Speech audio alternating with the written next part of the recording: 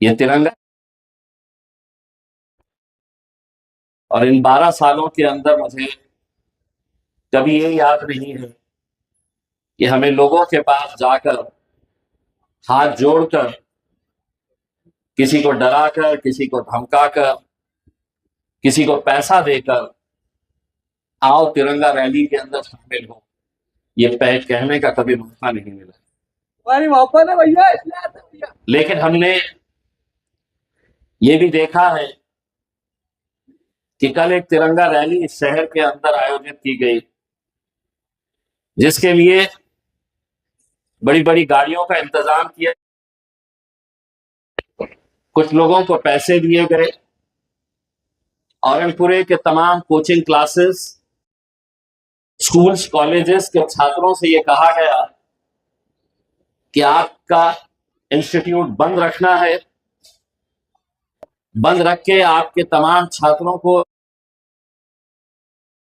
इस रैली के अंदर आपको भेजना पड़ेगा, और नहीं भेजेंगे तो कार्रवाई होगी। ये बातें सिर्फ इसलिए कही गई कि महाराष्ट्र के मुख्यमंत्री साहब यहां पर आ रहे थे, कि नेताओं को यह दिखाना था कि हम आपके नाम के ऊपर कितनी भीड़ इकट्ठा कर सकते हैं। मैंने जैसा कहा, इन 12 सालों के अंदर ना हमने किसी के आगे हाथ जोड़े, ना किसी से इल्तिजा की,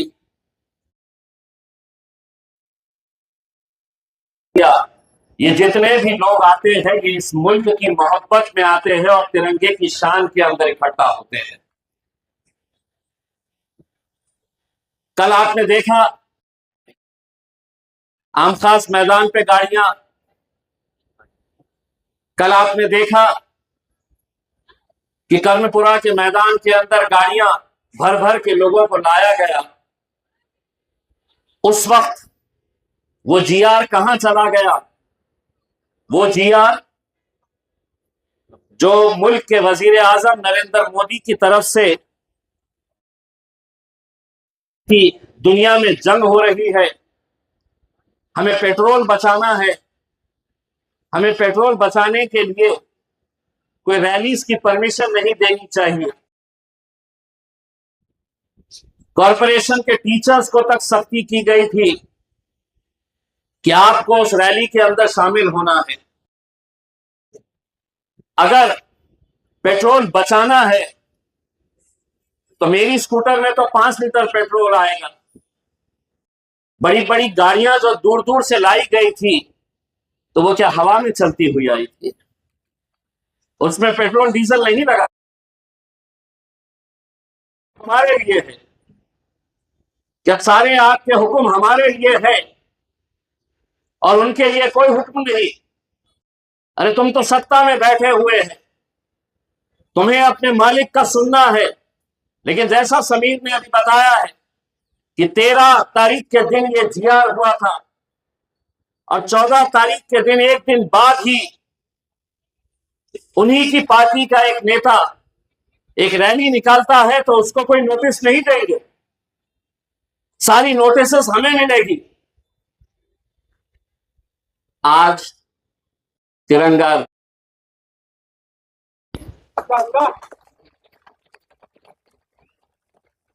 जैसा हर साल हम आपको इन्फॉर्म करते हैं, हर साल हम आपको सिर्फ मालूमात देते हैं कि हम ये तिरंगा रैली निकाल रहे हैं। हम आपसे परमिशन कभी नहीं मांगे थे और तिरंगा रैली के लिए इंशाल्लाह आगे भी कभी परमिशन नहीं मांगेंगे। जब भी हमें निकालना रहेगा रैली, ये रैली हम अपने मर्जी से निकालेंगे। हाँ, हमारी गाड़ी के ऊपर अगर एक भी पार्टी का झंडा रहा तो यकीनन उसमें हमारा जाती मफाद नजर आएगा। के लिए हम ये रैली निकाल रहे हैं। एक एक नौजवान, एक एक बच्चा, एक एक बुजुर्ग अपनी गाड़ी के ऊपर फख्र के साथ तिरंगा लहराते हुए शहर के अंदर जाता है, ये बताने के लिए कि इस मुल्क से हम कितनी मोहब्बत करते हैं। मैं इस मुल्क के बारे में क्या खूब कहा है वो हम एक बार फिर से आपको सुनाते हैं कि जमीन पर घर बनाया है मगर जन्नत में रहते हैं। हमारी खुशनसीबी है कि हम भारत देश में रहते हैं। लेकिन अगर तुम समझेंगे कि कानून उनके लिए, कल हमने हाथ में उनके झंडा तो देखा लेकिन गले में मफलर कमल का ही था। गाड़ियों पर अपने कमल ही लगा कर आए थे, गले में मफलर ही लगा कर आए थे। अरे कम से कम देश को तो बख्शो रे। इसमें भी अगर अपनी दुकान और अपने धंधे चलाने लगे तो कैसा होगा। मैं आप लोगों से यही अदब गुजारिश कर रहा हूं कि आज भी हमारी ये रैली निकलेगी। मैं नौजवानों से ये अपील करूंगा कि ये एक सुनहरा मौका होता है, एक खुशी का मौका होता है, एक वक्त ये मुल्क आजाद हुआ था। बहुत लोगों का बलिदान, बहुत लोगों की कुर्बानियां इसमें शामिल है। लेकिन आज जो लोग भूल रहे हैं कि इस आजादी के अंदर मुसलमानों का जो किरदार था, मुसलमानों ने जो किरदार, वो रोल, वो उनकी कुर्बानियां आज ये हुकूमत में बैठे हुए लोग भूल रहे हैं। 1947 15 अगस्त को जब ये तिरंगा लहराया गया था, इस मुल्क के मुसलमानों ने उसी दिन से इस तिरंगे को अपने सीने से लगाया था। लेकिन अपने हेडक्वार्टर के ऊपर 52 साल तक तिरंगा नहीं लहराया। 52 साल तक उन्होंने तिरंगा नहीं लहराया और शायद यही वजह है कि अब भागे भागे फिर रहे हैं कि चलो औरंगपुर से क्रांति चौक जाके लहरा दें, में लहरा के आ जाए। 52 सालों का हिसाब तुम्हें देना है, हमसे हिसाब मत पूछिएगा। हमने इस मुल्क को हमेशा अपनाया है और हम गर्व से कहते हैं कि हम इस मुल्क के एक नागरिक हैं, एक ये मुल्क हमारा है। लेकिन इन्हें बार बार वही सुनने की आदत है, वही भाषा में वो समझते हैं। तो लो फिर राहत इंदौरी साहब का वो शेर भी सुन लो कि सभी का खून शामिल है यहाँ की मिट्टी में, ये मुल्क तुम्हारे। यही सुनने की आदत पड़ गई। तो सुन लिए, सभी का खून शामिल है इस मिट्टी के अंदर। ये मुल्क किसी एक का नहीं है, ये मुल्क किसी एक जात का नहीं है, किसी एक धर्म का नहीं है, किसी एक राजनीतिक पार्टी का नहीं है। बाबा साहब अम्बेडकर का संविधान इस मुल्क के अंदर रहेगा। ये मुल्क संविधान के हिसाब से चलेगा और संविधान ये कहता है कि तुम करोड़पति हो, तुम लखपति हो, तुम गरीब हो या इस मुल्क के अंबानी अडानी क्यों ना हो, इस संविधान ने जब हुकूमत बनाने का फैसला किया तो उस गरीब को भी एक वोट का अधिकार दिया और उस अडानी अंबानी को भी, करोड़पतियों को भी उसी एक वोट का अधिकार दिया। संविधान अगर चाहता तो ये कह सकते के लिए हम एक वोट नहीं, वो 10 वोट डालेंगे, गरीब सिर्फ एक ही डालेगा। लेकिन सलाम है डॉक्टर बाबा साहब अम्बेडकर को, उन्होंने कहा कि नहीं, इस मुल्क के अंदर अमीर हो या गरीब, हर एक को एक ही वोट का इख्तियार मिलेगा और जब ये वोट पड़ता है तब जाकर हुकूमतें बनती है।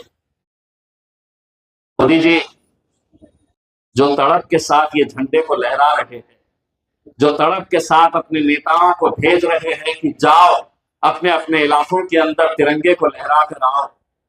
मोदी जी अगर ये मंत्रियों को अगर जंतर मंतर पे भी भेज देते थे तो शायद हमारे नौजवान लड़के और लड़के,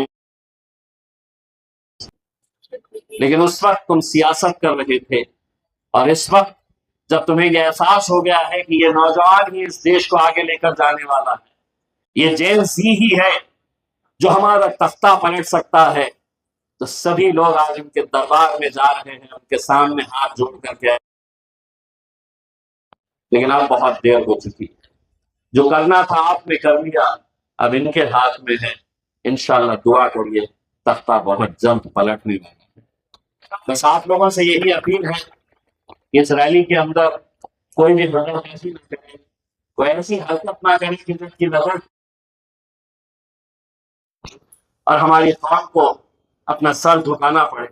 हर साल की तरह इस साल भी आप लोग पूरी शिस्त के साथ, पूरे डिसिप्लिन के साथ इस रैली के अंदर शामिल, किसी भी तरह के कोई गलत नारे इसके अंदर नहीं लगाए जाए, किसी भी तरह के कोई पार्टी से ताल्लुक कोई नारे नहीं लगाए।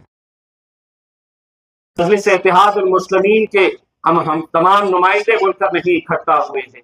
यहाँ पर जितने भी लोग इकट्ठा हुए हैं वो गर्व से, भाई भारतीय होने की हैसियत से, इस मुल्क के नागरिक होने की हैसियत से हम यहाँ पर इकट्ठा हुए हैं। इसलिए आप लोगों से ये अपील करूंगा कि ताकि जिम्मेदारियों के साथ आप लोग इस का रूट जो बताया गया था समीर सादिक साहब ने और उनके टीम ने जो बनाया था, मुझे ऐसा लगा कि अगर हम सुबह शुरू करेंगे तो रात में 12 बजे तक रैली चलती रहेगी। तो ये रैली का रूट भी अगर सदर साहब हम लोगों की इजाजत है, समीर साहब, नासिर सिद्दीकी साहब, ये रैली का रूट हम लोग थोड़ा सा बदल रहे हैं, थोड़ा कम कर रहे हैं, क्योंकि मुझे मालूम है कि नौजवानों को ये रैली करने के बाद मैसमान भी भागना है। तो वो सब चीजों का लिहाज रखते हुए इंशाल्लाह रैली जहां सदर साहब की गाड़ी घूमेगी हम आपके पीछे चलेंगे साहब, जैसा हम आप सभी के लोगों के पीछे चलते हैं, तो इंशाल्लाह वैसे ही आपके पीछे चलते रहेंगे और मैं इनके पीछे चलूंगा, आप मेरे पीछे चलिए। बहुत बहुत औरंगाबाद तक मीडिया जो है वो पिछले कई सालों से बहुत अच्छी खिदमत दे रहा है, लोगों तक खबरें पहुंचाने का काम कर रहा है और उसकी रीच बढ़ रही है। उन्हें सिल्वर बटन मिला है, मैं उनको मुबारकबाद देता हूं और उम्मीद करता हूं कि आगे उनको सिल्वर की जगह गोल्ड भी मिले, गोल्ड के बाद प्लैटिनम भी मिले और वो इसी तरह से लोगों का काम करते रहे। शुक्रिया।